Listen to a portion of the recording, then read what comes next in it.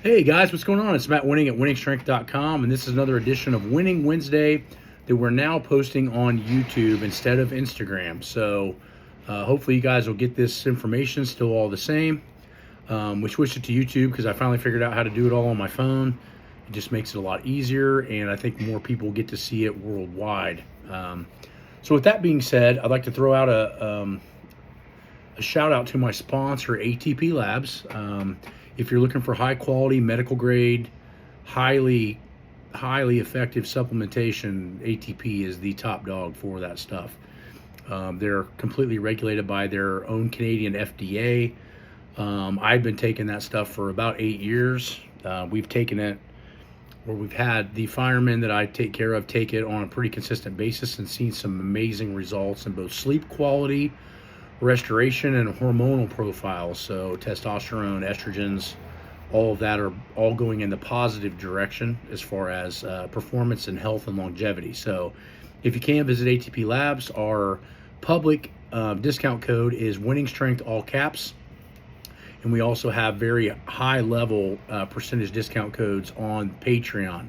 So if you like the videos that you're seeing on YouTube, I highly suggest you join Patreon to get to see some of the workouts we not only do at the top tier here at the gym, but in the intermediate tier that we do with the mechanics.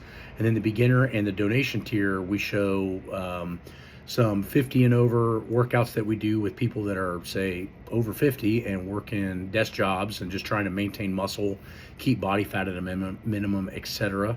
And then also weight loss workouts that we use with our weight loss clients that have a little bit more cardio and some diet tips. So if you can, please go on there and support that. That helps with this channel, and it also helps with all the other things that we're trying to do to give you guys out some free content as much as we can. So the topic today for Winning Wednesday is box squats. So I posted a box squat video on my Patreon, and I've posted a lot of them on social media before. There's a couple interesting factors that you need to be aware of when you're doing box squats. One is the box squat is a great exercise for building the regular raw squat. I know that there's a lot of people that say that's not true, but I would say that in the squatting realm, there's not very many people that have been equipped world record holders and raw world record holders. That's me. And I have been doing box squats for about 23 years.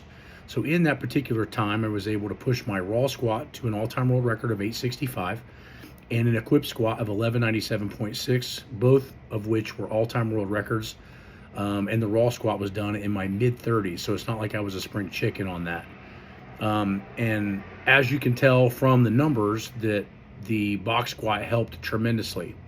Now you would ask yourself, okay, how does a box squat help, Matt? Because it seems to me like box squats are not really conducive for free squatting. Well, the first thing it does, if we get into a little bit of the physics, is it separates the concentric and eccentric chain, separating and getting away from stretch reflex. So if we look at coming down and then actually having to stop on an actual block of wood or a box of wood, you're separating the downward and the upward phase. And we know that static overcome by dynamic strength is one of the most potent ways that we can train for strength training. So when we do a free squat, we utilize a lot of stretch reflex, or what I call like the stretchy or bouncy mechanisms of the not only fascia but muscle tissues and tendons.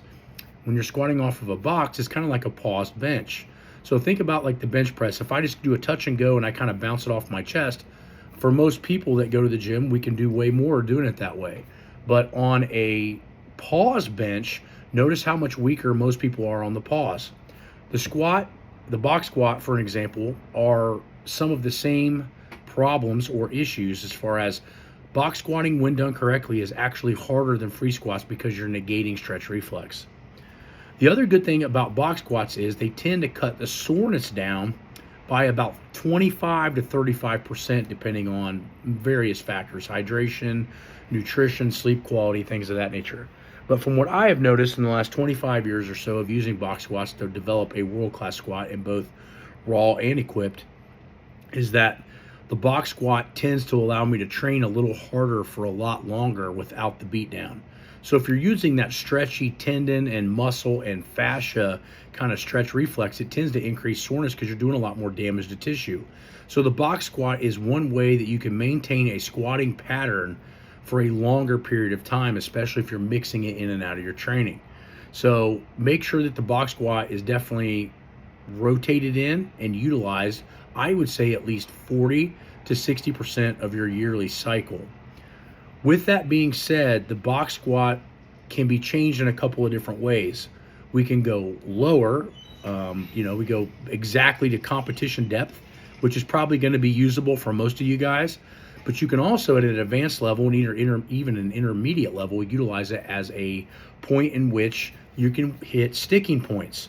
So let's say you have a sticking point 1 inch above parallel when all that elasticity is gone. Now it's muscle straining. For short periods of time, you can use a box to that exact height, and it will actually make that position better. So the issue is that box squats, although can be used very, very well with maximal effort work, they also are a tremendous tool for speed work, which was what we've been doing for the past 3 weeks. So the dynamic effort method works really well with box squats, as well as the max effort method with box squats. Now, a lot of people will ask, well, Matt, why do you use foam on the top of the box? What's the magic to that?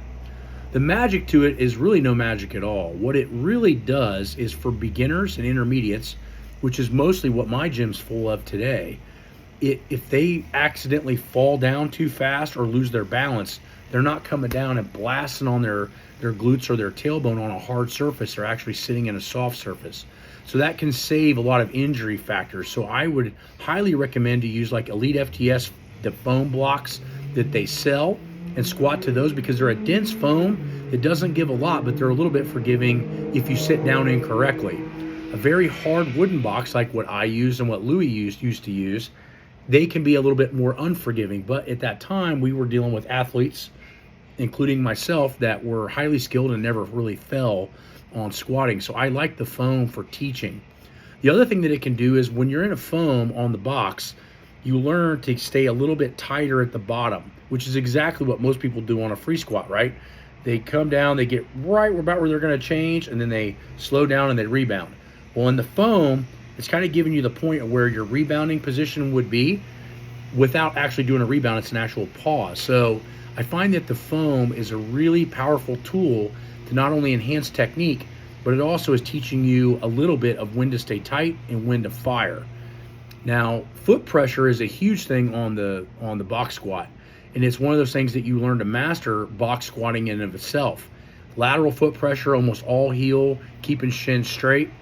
The reason that a shin straight box squat is so powerful is because it's loading and teaching you to use muscles that most people don't know how to use when they squat, which is hamstrings and glutes. So a knee over toe or even a shin forward style squatting you see so much of now because it's a natural movement pattern. But it doesn't necessarily mean that that movement pattern is the most efficient for hitting big weights. It may be the most efficient way for you to move, and that's why I have huge disagreements with coaches that say, oh, however your squat technique is natural, that's how you should develop it. That is a poor way of thinking, right? It's like if I would have just bench pressed the way that I learned how to do it when I was a kid, I would have gotten to 500 and then I would have never saw 600 because my shoulders or my pecs would have been completely trashed. As we get better, we learn what proper technique is, right? Like you can't take, and I'm using a weird analogy for a lot of you, but if you take a normal kid that's 16, 17 years old and you give him a really fast Mustang, like a 5-liter with a little bit of a supercharger, and you just let them drive it, they're going to drive it way different than if they're taught at a professional school by a professional drag racer. Point being is that learning how to squat with a vertical shin is not so much about how you're built, it's about knowing which muscles to use at what time.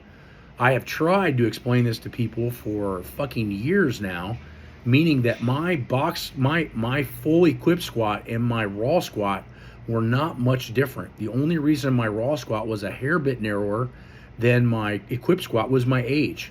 So as I got into the higher raw squatting, I was already in my mid-30s and I'd already been squatting very, very hard for nearly 20 years. So the point being is I had to move it in a little bit in order to keep my hips healthy, whereas in the equipment I could go wider because I was younger. So that fixes that. But the point is the box is a huge component to training. Make sure it's not too high. Make sure it's actually low enough to be more difficult than a regular squat, taking away the stretch reflex and utilizing it. So I hope this Winning Strength, Winning Wednesday has helped you guys out tremendously. If you guys need any more help, please go on winningstrength.com, contact online coaching, or join Patreon where you can ask me questions at nearly any time. I usually check it anywhere from 3 to 4 days a week. And also don't forget the ATP discount codes. Talk to you guys soon.